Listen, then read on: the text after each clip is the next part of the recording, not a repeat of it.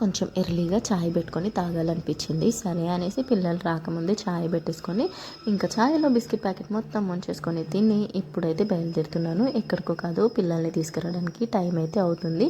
So పిల్లలు వచ్చిన తర్వాత ఇంకా డబల్ పని ఉంటుంది. బోల్ తోముకోవాలి, ఇప్పుడు తిన్నవి తాగినవి చాయ్ తాగినవి అవన్నీ ఉంటాయి కదా. సో దాని తర్వాత ఇంకా పిల్లల్ని హోంవర్క్ చేపించి వాళ్ళతో కాసేపు టైం స్పెండ్ చేసి ఆ తర్వాత మళ్ళీ డిన్నర్ ప్రిపేర్ చేసి తినేసరికి అయిపోద్ది ఎనర్జీ. సో నాలాగా అంటే హౌస్ మేకర్స్ అందరూ ఇంతే కదా.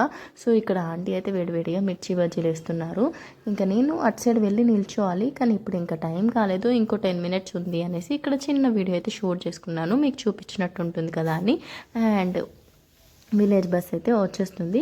సో మీలో ఎంతమంది హుజరాబాద్లో ఉండి ఈ వీడియో చూస్తున్నారు, హన్మకొండలో ఉండి ఈ వీడియో చూస్తున్నారు అనేది కామెంట్స్లో చెప్పండి. మా నెగిటివ్ వచ్చేసి అమ్మ వాళ్ళది హన్మకొండ, అత్తయ్య వాళ్ళది హుజరాబాద్. ఇది వచ్చేసి మేము జాబ్ పర్పస్ ఇక్కడ వచ్చామన్నమాట. అండ్ ఇంతకుముందు ఈ స్నాక్స్ అంటే ఫుల్ ఫేవరెట్ ఉండే, కానీ ఎప్పుడైతే నా వీడియో ఒకటి చూసానా మీరు, పాతది చూడకపోతే చూడండి, బజ్జీల గురించి ఉంటుంది.